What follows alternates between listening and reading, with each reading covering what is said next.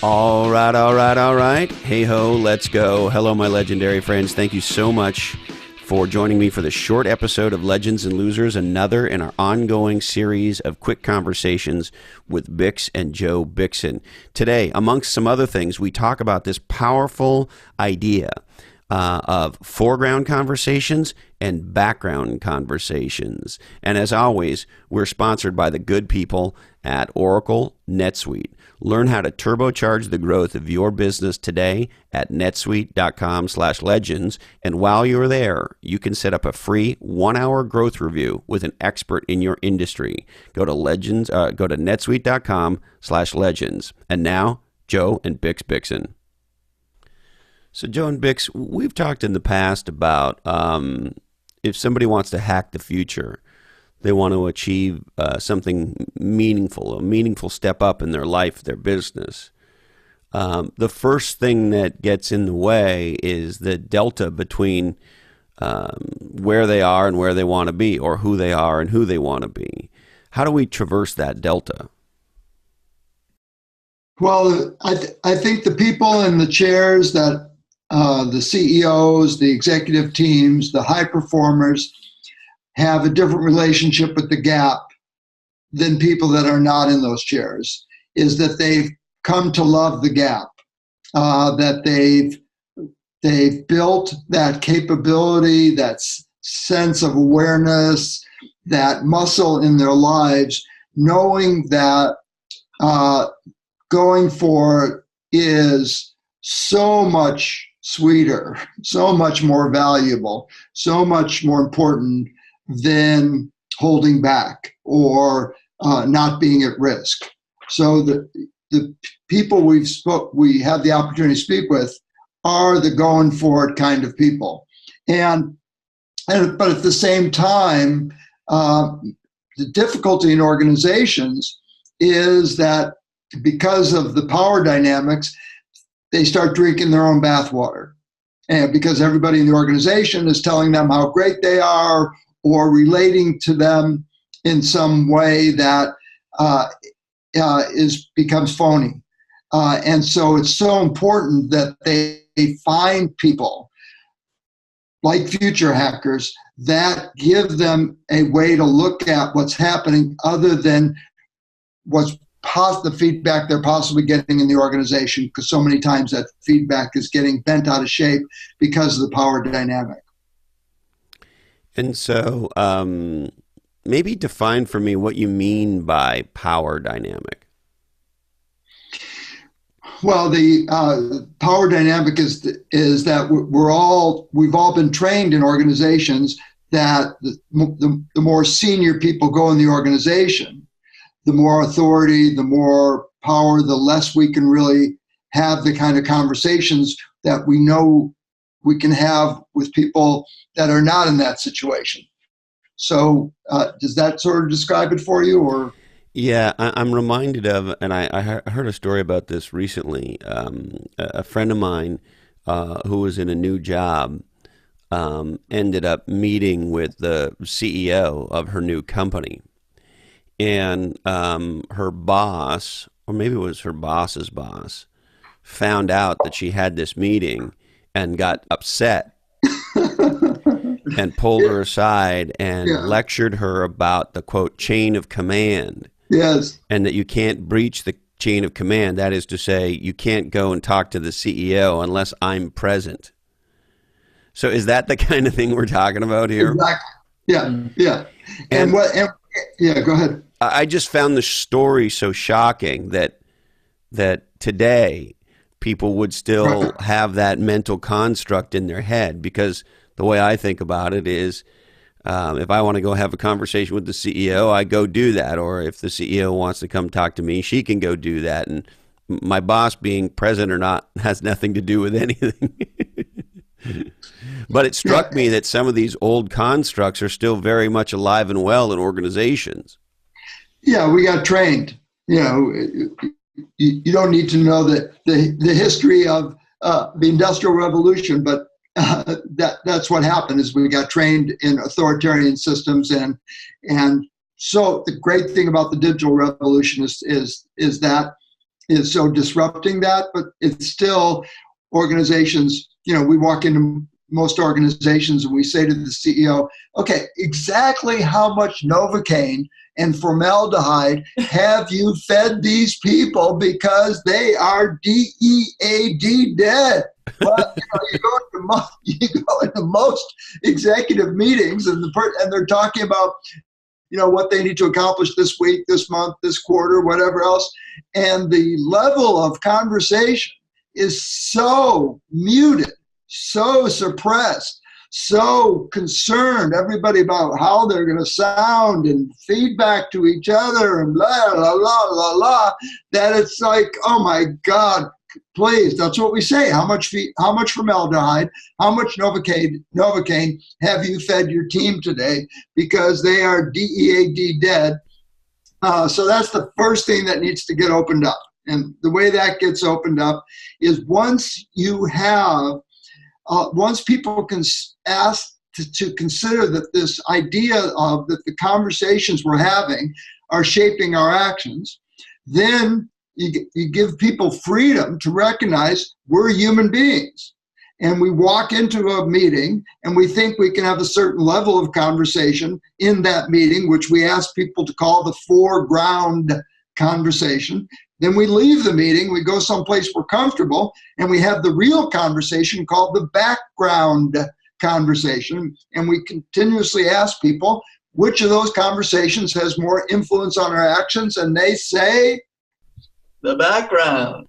And so we go, good, all right, hello. Which obviously, and look, the first time you introduced this concept to me, ever since it's been rolling around in my head. Yeah. And so, of course, it begs the question, how do we create an organization, or frankly, how do we just be a person who has the background conversation in the foreground, and so there is no two conversations anymore. There's just the, for lack of a better description, the real conversation, the authentic conversation. Yes. Well, all those athletes, all those people that we respect, all those executives that are accomplishing what they're accomplishing, they aren't doing that accidentally. They're engaged in a body of practices, and a practice is an action you take to create a new habit that gives you outcomes other than the current level of outcomes you're having. So the first practice we're asking executives teams to have is to say their background conversations in the meeting. In the foreground. Now, Joe, this word authenticity shows up a lot. I hear that, and I read studies and reports and marketing things and psychology things, and that point to that millennials. No, I mean, listen, I read. I know it's hard to believe, but that this word authenticity is something that really matters to millennials. They want things that are authentic. They want people that are authentic, and they want conversations that are authentic. And yet, when we're not having the background conversation in the foreground, we're being, could I say, less than authentic. And so, share with me maybe how you try to create an environment for authentic background conversations so that they're always the conversations. Well, the first way that we always do it is by acknowledging who people are for us. So the first thing that we say to people when we walk into the room is that, who they are for us is they're already successful, dedicated, engaged, going for it, intelligent human beings. And so when we speak with people, we're always speaking with them from that foundation that they've already built. So it's not like we're coming in and saying, for the most part, people do, when consultants walk in the room, or when people walk in the room who are, change agents, people, what they hear or what they see is, okay, there's a problem, or I'm the problem, or there's something wrong here. And the first thing we got to do is disrupt that, because, there is no possibility for authentic conversations when people are in the experience called I'm something's wrong, or there's a problem, or I am the problem. So the first thing we got to do is interrupt that, and that's the first conversation we have with people, is to say who you are for us. And what authentic conversations are is opening up the range of what you can be with. So what we say is, the more you can be with, the more you can be. And all that is opening up the level of conversations that you can have with the people around you. And so our first job is, most people think, oh, these people are going to come in and they're going to make us better. And we're going to get better. Yeah. We don't have to get better. Nobody has to get better. And that's what we have to begin to cut away at, is what we've all learned is, this is about getting better.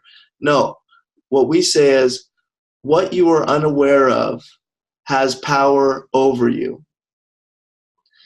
And so that's this thing called this is the same line of thought as, the more you can be with, the more you can be, is what we're doing is bringing into your awareness something that you weren't aware of. And as soon as you become aware of it, it loses its grip. So you don't have to get better. You can give that up. People think they have to get better. All right. You learned today. You don't have to, ladies and gentlemen.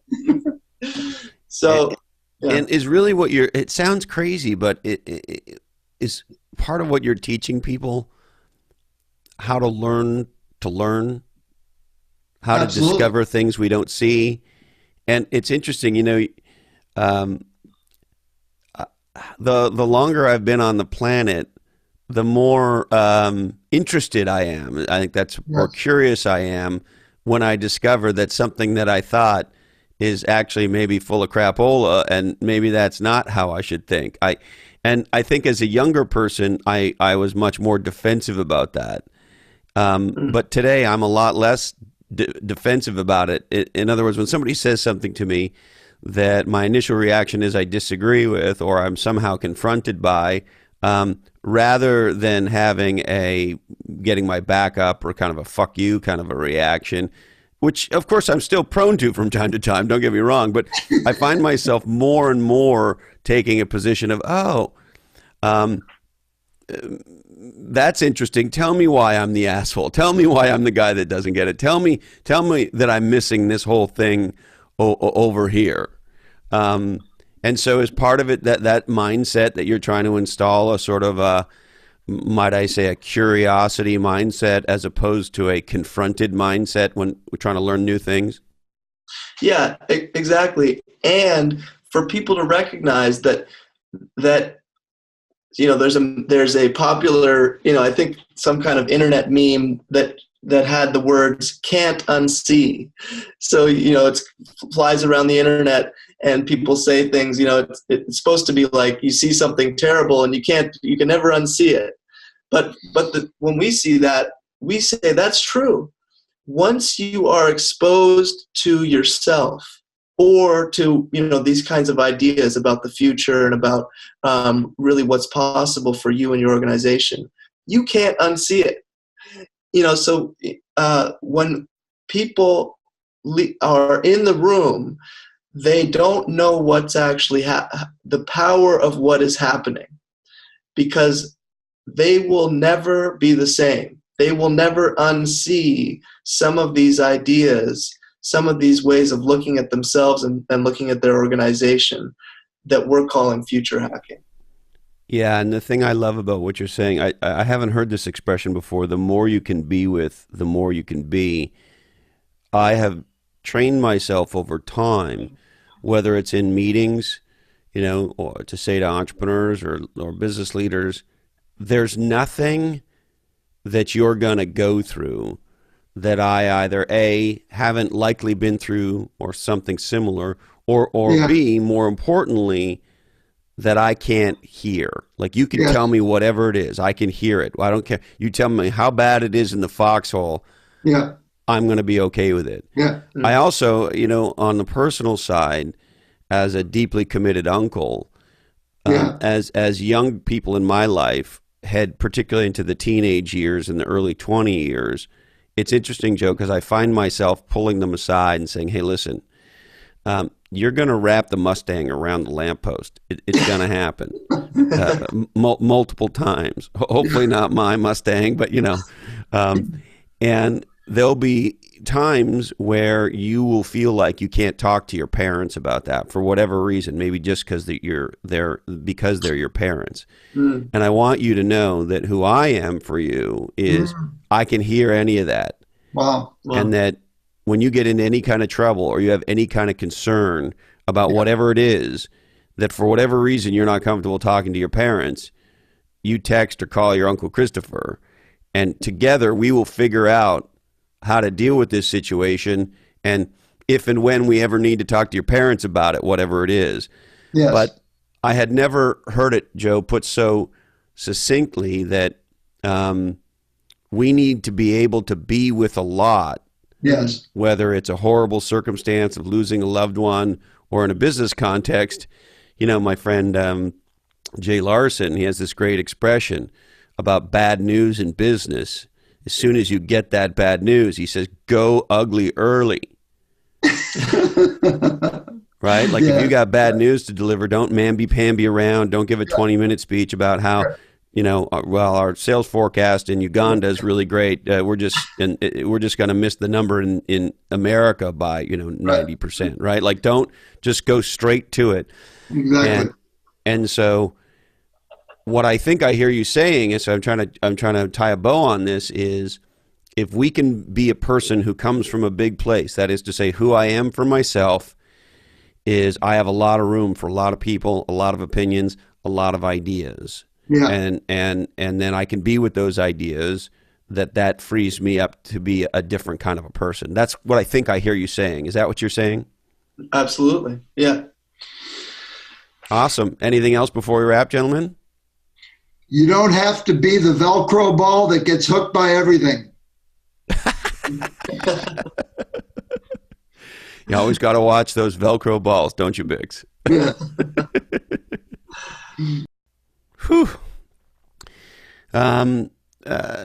These conversations are just, I don't know. I always learn something. I've been learning from Bix for over 30 years, and having Joe in the mix is awesome. And if you know somebody who would appreciate this conversation, why not share it with them right now?